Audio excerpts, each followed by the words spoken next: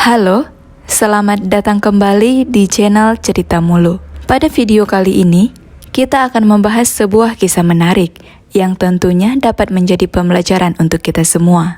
Ini merupakan kisah 3 orang yang tertutup batu di dalam goa. Untuk mengetahui kisah selengkapnya, nonton video ini hingga selesai. Kisah 3 orang yang tertutup batu dalam goa terdapat dalam sebuah hadis Rasulullah SAW.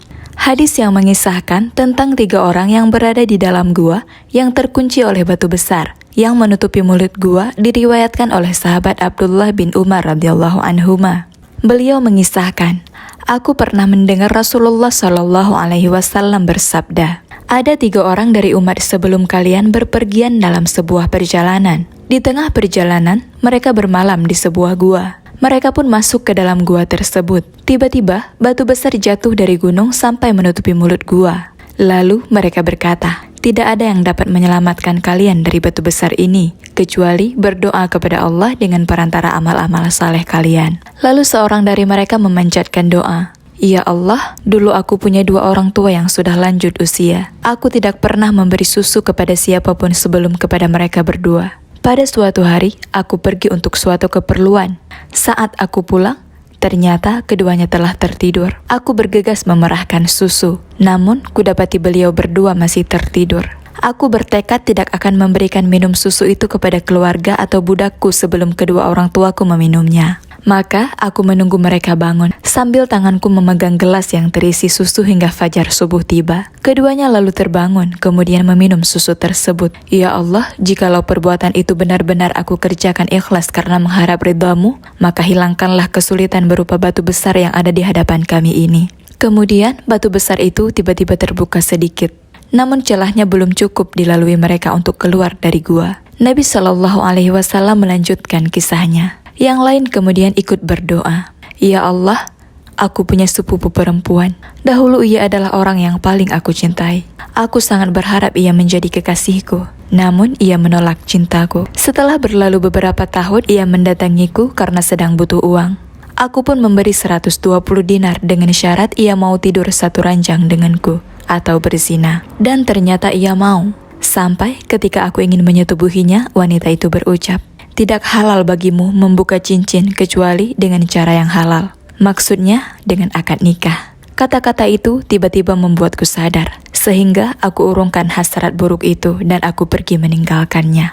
Padahal wanita itu adalah orang yang paling aku cintai. Aku tinggalkan dia bersama kepingan emas yang sudah aku berikan kepadanya. Ya Allah, jikalau perbuatan itu benar-benar aku kerjakan ikhlas karena mengharap ridhamu, maka hilangkanlah kesulitan berupa batu besar yang ada di hadapan kami ini. Kemudian batu besar itu tiba-tiba kembali bergeser membuka, namun celahnya belum cukup dilalui mereka untuk keluar dari gua.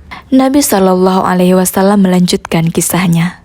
Orang ketiga juga berdoa, ya Allah, dulu aku punya beberapa pegawai. Gaji aku berikan kepada mereka. Namun, ada satu pegawai saya yang berhenti bekerja kepada saya. Dia pergi meninggalkan jatah gajinya. Gaji itu pun aku kembangkan hingga menghasilkan banyak harta. Setelah beberapa waktu, pegawai itu datang menemuiku. Ia menagih padaku, wahai hamba Allah, saya ingin mengambil gajiku yang belum saya ambil dahulu. Maka aku menjawab, semua yang kamu lihat ini berupa unta, sapi, kambing, dan budak adalah gajimu yang belum kamu ambil. Maka ia menjawab, wahai hamba Allah, jangan bercanda denganku. Aku menjawab, saya tidak bercanda denganmu. Kemudian, semua harta diserahkan kepada si pegawai tanpa sisa sedikit pun.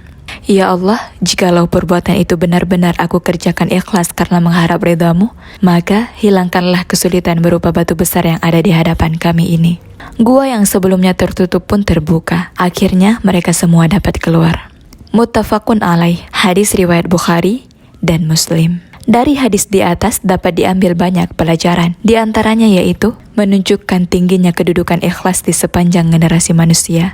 Peristiwa yang diceritakan dalam hadis di atas terjadi pada umat sebelum kita. Dan ikhlas telah menjadi amalan yang penuh berkah dan tinggi ketika itu, bahkan setiap zaman. Amalan yang dikerjakan dengan ikhlas bisa membuahkan kemudahan untuk kesulitan yang menimpa seseorang, serta menyelamatkan seseorang dari segala mara bahaya. Sebagaimana puncak hasil dari amalan ikhlas adalah memasukkan seseorang ke surga dan menyelamatkan dari neraka. Bolehnya menjadikan amal soleh sebagai perantara atau tawasul dalam berdoa. Kisah atau cerita Umar sebelum kita banyak mengandung pelajaran berharga yang harus dipelajari dan diresapi oleh umat Nabi Muhammad SAW. Oleh karenanya, sepertiga isi Al-Quran adalah tentang kisah-kisah para nabi dan umat sebelum kita. Berbaktilah kepada kedua orang tuamu. Berbakti kepada kedua orang tua adalah amalan yang dapat melapangkan seseorang dari kesulitan-kesulitan hidup yang sedang menimpanya dan menghantarkan seseorang kepada keinginan yang ingin dia gapai. Sebagaimana kesulitan penghuni gua itu terangkat karena sebab amalan ini, dan keinginannya untuk keluar dari gelapnya gua pun tergapai. Keutamaan bertakwa kepada Allah Ta'ala padahal mampu melanggar larangannya. Keutamaan menjaga diri dari zina padahal sarana ada. Dia menyendiri dengan wanita, dia bersama wanita yang sangat ia cintai, dan sang wanita mau diajak berzina, namun ia tinggalkan karena takut kepada Allah Ta'ala.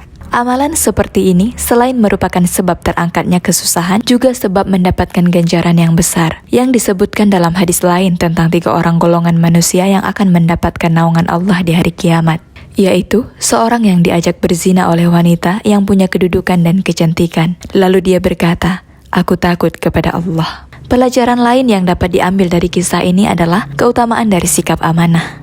Kemudian, doa akan semakin mustajab saat dalam kondisi genting, sebagaimana juga disebutkan dalam firman Allah Ta'ala. Bukankah Dia, Allah, yang memperkenankan doa orang yang dalam kesulitan apabila dia berdoa kepadanya, dan menghilangkan kesusahan, dan menjadikan kamu atau manusia sebagai khalifah atau pemimpin di bumi? Apakah di samping Allah ada Tuhan atau yang lain? Sedikit sekali nikmat Allah yang kamu ingat. Al-Quran Surah An-Naml ayat 62.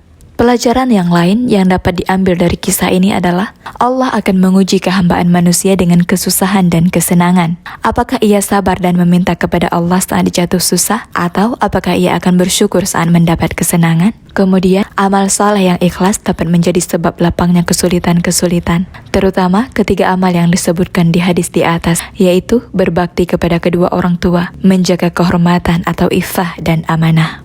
Kemudian, pelajaran yang dapat diambil dari kisah ini adalah keteladanan atau nasihat untuk mengemis kepada Allah Subhanahu wa Ta'ala saat mendapat kesusahan hidup. Adapun pelajaran lain yang dapat diambil dari kisah ini adalah perintah berbuat baik kepada orang lain tanpa berharap imbalan. Demikianlah video kali ini, semoga bermanfaat. Terima kasih sudah menonton dan sampai jumpa.